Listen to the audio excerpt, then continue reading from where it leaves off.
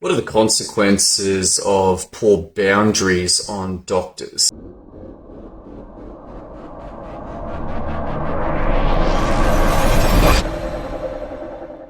Now, this is an interesting question because you probably didn't get much training on boundaries in med school or in your fellowship, but this is a critical aspect of being a doctor that actually causes a lot of problems if you don't know how to do this. It means that you can end up always feeling stressed, that you're continually being depleted and asked to be doing more and more and more for your patients or for your paperwork, as if it was this endless stream of work where you gave and gave and gave until you're depleted, and yet the number of patients and the amount of work just seems to stay the same. This means that you get stuck, like you've got no time in your week. It's all just consumed with work, that you end up cutting sleep and using a lot of caffeine to get through the day. This is difficult. This is not a long-term sustainable position to be in, and yet you can get away with it for quite some time. You can actually get away with it through med school. You can even get away through it through fellowship. But eventually, when you're continually not holding boundaries, not setting boundaries, you end up in a significant problem.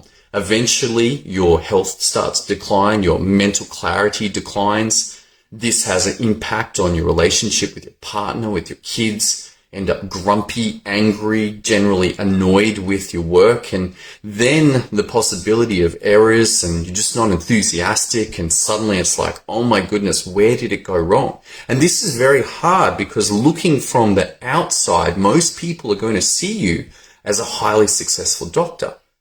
Irrespective of what you're going through, they're going to see you as doctor.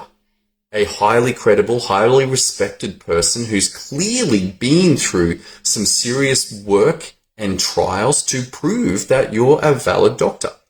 And yet you, in yourself, may be struggling greatly if you do not hold your boundaries. As if this is you, what I want you to do is head over to Graduate Medicine on Facebook, and there's a button there that says message me. Send a message with the word boundaries, and I'll send you a book about this, a booklet about how to set boundaries, how to hold boundaries, the importance of them. You see, if you are able to do that, then a new possibility opens up where you're actually able to say, this is how many hours I'm going to work. This is how many patients I'm willing to see. This is what I'm willing to do. And then beyond that, no, it's a no. You can say, I'm not doing that. That's beyond my boundary. But if you don't set this, if you don't know how to do this, then the world will just continue to take from you and deplete and deplete and deplete. And suddenly, this is no fun. This is zero fun. Like medicine suddenly becomes a nightmare instead of a calling. Instead of serving your patients with enthusiasm and joy and happiness, suddenly you're serving them just as if, please do not take more from me. I've got nothing left to live for. I've got nothing left to give. No good. You've got to do something about this. So what can you do? Well, there's a couple of things that you can look at. Let's go through them. Number one is learn how to set boundaries, how to hold boundaries. What are boundaries? Where are your lack of boundaries affecting you right now? And what would a boundary be? Who does that need to be communicated to? How does that need to be held?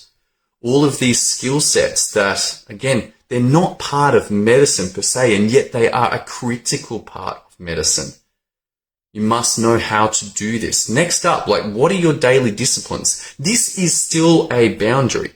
It's a boundary that you're setting for yourself and saying, hey, every day I'm going to do some exercise. Every day I'm going to do meditation. Every day I'm going to get sleep.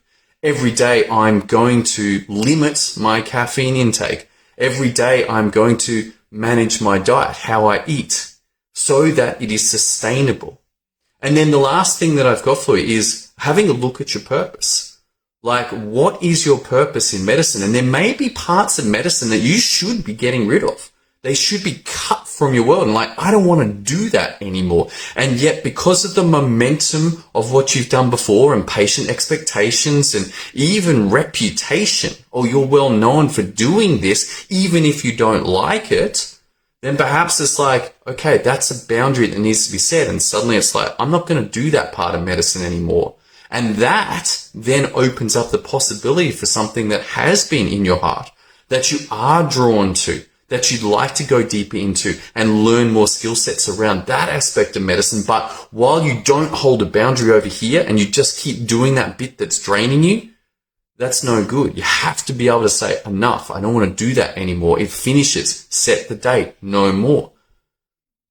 And this is around purpose as well as boundaries. So if this is you, if you're struggling with boundaries in your life as a doctor and you're seeing the consequences, you're stressed, you're depleted, you're exhausted, you're lacking enthusiasm, you know there's a problem, but you're not sure what it is or what to do about it, head over to Facebook, go to Graduate Medicine's page, hit the message button and send a message that says boundaries, and I'll send you the booklet on this topic. All right, that's all I got for you. I hope you're having an awesome day. And if this is a problem, then go take that action now. All right, look forward to seeing another training very soon.